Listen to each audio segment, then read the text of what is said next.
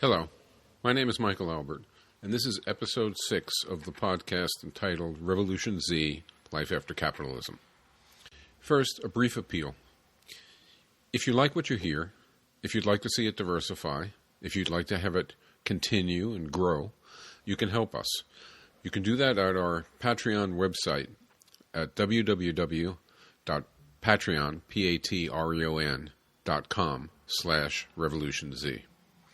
Every little bit helps us succeed. Our first 5 episodes were part of an ongoing sequence about vision. This episode, our 6th, is the first in our sequence emphasizing strategy. It is titled, simply enough, Why Strategy? The Russian anarchist Volin wrote, "Incapacity of the masses. What a tool that assertion is for all exploiters and dominators, past, present, and future, and especially for the modern aspiring enslavers, whatever their insignia." Why is the assertion that people lack capacity to create a better world a tool for enslavers? It's because if people believe the assertion, if the assertion were true, they would not have motivation to try hard to create a better world. If it's not possible, or if it's beyond our capacity, then there's no point in working for it. So the assertion, the message that the masses lack capacity, that people can't do it, is a very powerful tool on behalf of the status quo. This was exactly the assertion of Margaret Thatcher, the British Prime Minister who coined the slogan, "There is no alternative," or TENER. Why does the assertion that people lack capacity to create a better world ring true to so many? One reason is because so many lack a vision of what a better world might be. If you don't have a notion of what a better world could be, it seems compelling when somebody says there is no alternative. After all, in your mind, there is no alternative. This is why we have already had 5 episodes highlighting vision, and why we will have many more. A second reason is people's lack of strategy. Here again, if in your mind you can see no path by which to get to a better world, the assertion that it just can't be had rings true. So here is our first episode devoted to issues of strategy for change. Suppose we start very basic, at the beginning. One of the first things we learn from any serious teacher about any conflictual game, for example, about chess or football, is that to have a prospect of winning, we must have a plan. Each choice that we make should not be disjointed from all our other choices. Our choices should not be an unplanned reaction, which is almost universally the case for most players' choices in typical examples. But instead, as for really good players, it should be a carefully chosen part of a clear and flexible scenario we have in mind for attaining our desired goal, which is presumably to win, hopefully with our integrity intact. If you consider chess or football, and you think about the way an amateur plays it, perhaps you play chess, perhaps you play football, it's a reflexive affair. It doesn't involve a serious accounting of a long-term strategy. A professional player, with a coach no less, does have a long-term strategy and does make choices in the course of an event, a game or a match, a series of games, in accord with that strategy.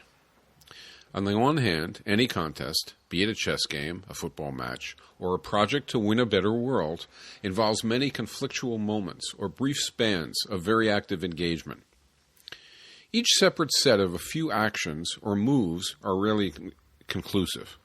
That is the realm of tactics.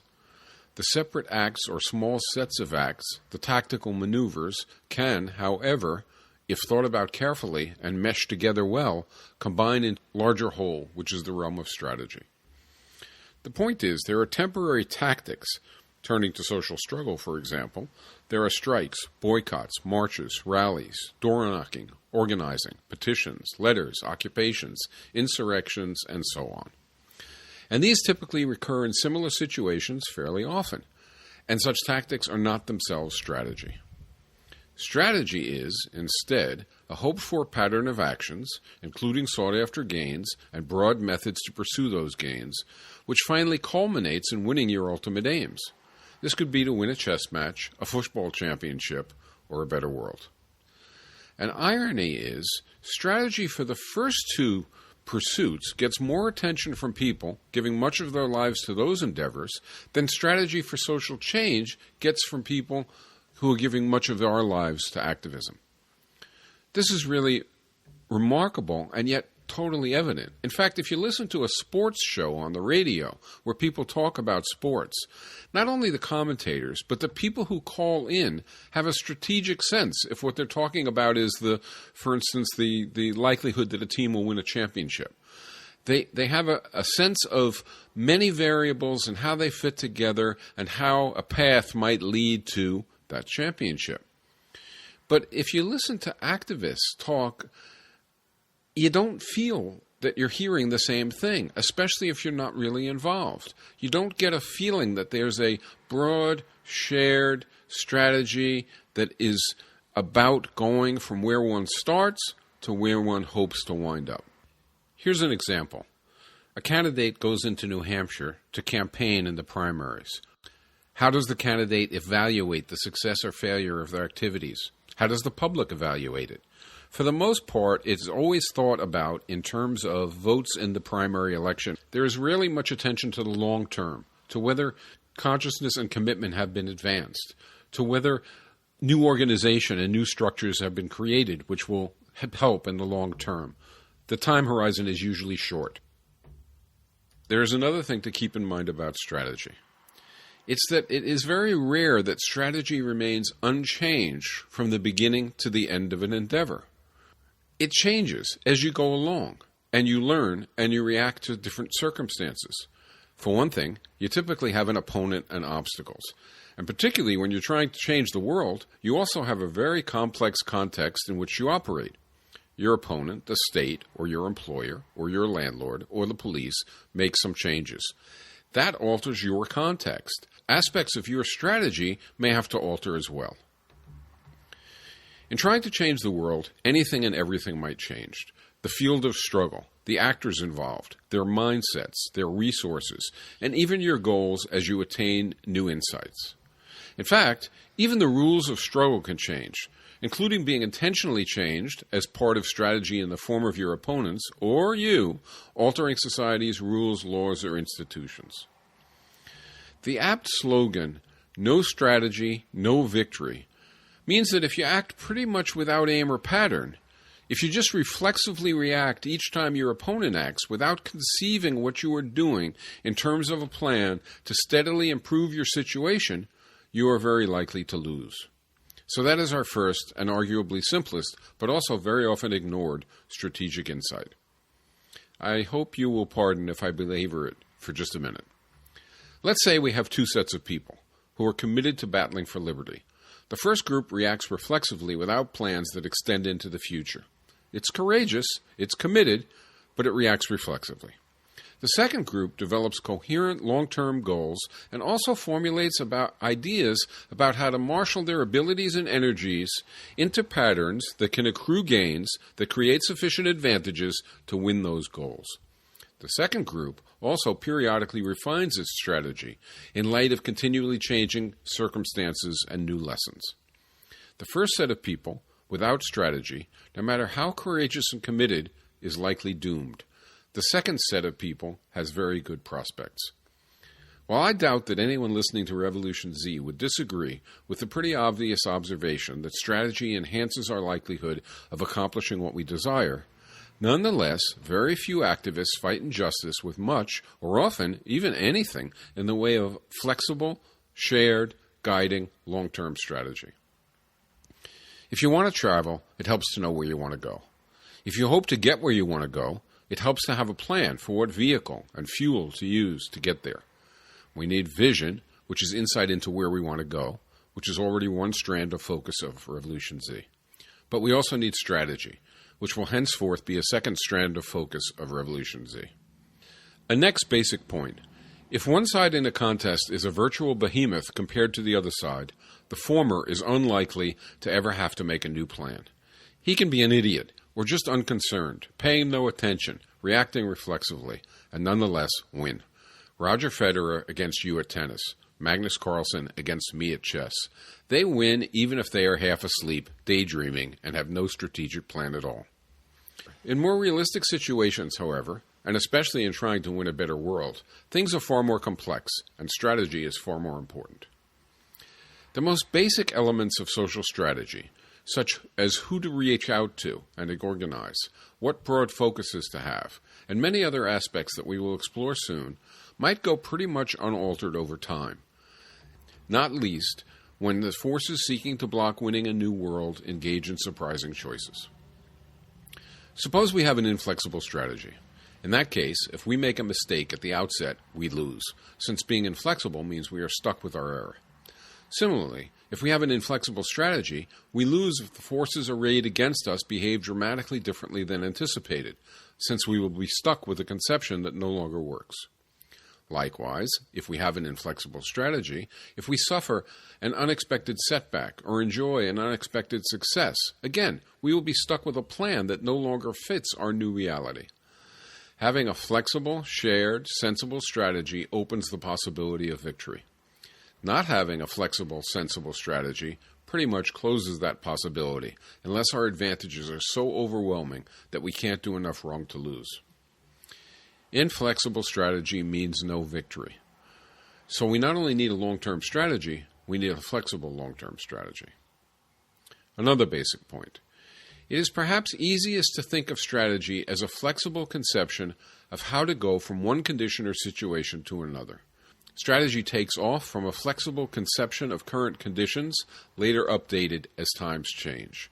Strategy ends with reaching the conditions we are seeking to win, our vision of a better world. Strategy mainly involves amassing support and tools for seeking change and utilizing them to win change. A key component is, for example, increasing the numbers of people on the side of winning change and strengthening their abilities to fight for it. We can't alter society without involving people in sufficient numbers. We can call this consciousness raising and commitment building. The issues central to consciousness raising and commitment building are which people to attract and how to retain and enlarge those people's informed and sustained commitment. Consciousness raising and commitment building involves outreach to various audiences. It involves addressing the reasons why people resist relating. It involves strengthening people's understanding of the aims and methods of social change so that they can become full participants. It involves enriching and sustaining their involvement and growing their commitment. At the outset of a campaign to win a new society, consciousness raising and commitment building is foremost. It is not the sole initial priority, but is certainly the dominant one, since it creates a foundation of support necessary for all future efforts. When we're just getting started, we can't really win much. We can't really build much. What we really need to do is get more people involved and active. Additionally, consciousness raising and commitment building remains an important focus right up to and even through the time of winning a new society. It turns out the foundation of popular support for the new society must be continually strengthened, lest it be depleted. So while initially consciousness raising and commitment building is the core of strategy, as time passes, consciousness raising and commitment building persists, but it becomes less central. So what grows in relative importance? Once there is sufficient support for change to marshal energies and resources to begin winning some victories, then fighting for and winning those victories becomes another element of strategy. Contestation over demand steadily climbs in importance. It becomes a central aspect of the process. It contributes to and always also needs further growth in support and commitment, even as the victories regarding demands alter existing relations to the advantage of change. This contestation may involve marches, demands, boycotts, electoral projects, civil disobedience, strikes, occupations, and much more. It becomes effective when sufficient consciousness and commitment exists to sustain it. It grows in importance, winning gains that help people, but that also strategically pave the way for seeking and winning more gains. Alongside contestation, however, there is in time also construction. That is, movements not only fight for victories, including contesting opponents who want to ward off change, they also construct new relationships and, when possible, new institutions of their own that enhance both consciousness raising and contestation, and that also lay the groundwork for the structure of a new society. Thus, as part of winning a better world, movements construct organization locally and globally, and also new projects. They may create councils in their workplaces and neighborhoods, tenants, unions, their own food co-ops, daycare centers. They may create schools and more. They begin to create seeds of the future in the present. They do this both to involve and benefit folks immediately, and they do it also to test and refine visionary ideas. We can call this construction. Taking this view, we see that strategy includes three primarily mutually supporting and mutually interdependent aspects. Each is always operative, but each is also altering in their centrality as time passes. First, consciousness raising and commitment building is paramount. Reaching out, raising awareness, building ties. Even while in the early stages, there is also some contestation and perhaps even some construction. In a second stage, consciousness raising continues, and construction keeps growing, but contestation, fights for immediate material or social gains, become the most central and dominant aspect. Finally, while both consciousness raising and contestation continue, as one gets steadily closer to winning a new society, construction becomes steadily more central. It finally becomes most important in the literal creation of the core institutions of the new society, no longer only within the interstices of the old, and no longer only as beachheads and inspiring models, but literally as the infrastructure of the new world. It follows that while strategy can be seen, as it most often is, and as we described earlier, as a path composed of combinations of tactical steps plus larger-scale programs, it can also be seen as a set of preferred conceptions bearing on consciousness raising and commitment building, contestation, and construction. Indeed, in coming episodes of Revolution Z, interspersed with those featuring vision, we will also have a sequence of episodes featuring strategy and hopefully arriving at a flexible, viable strategic conception addressing the components and contours of consciousness raising, contestation, and construction. But for now, hoping you will take a moment to consider supporting Revolution Z by becoming a patron at www.patreon.com/revolutionz, and by then using Patreon to message me with advice, suggestions, and/or questions. This is Michael Albert, signing off until next time.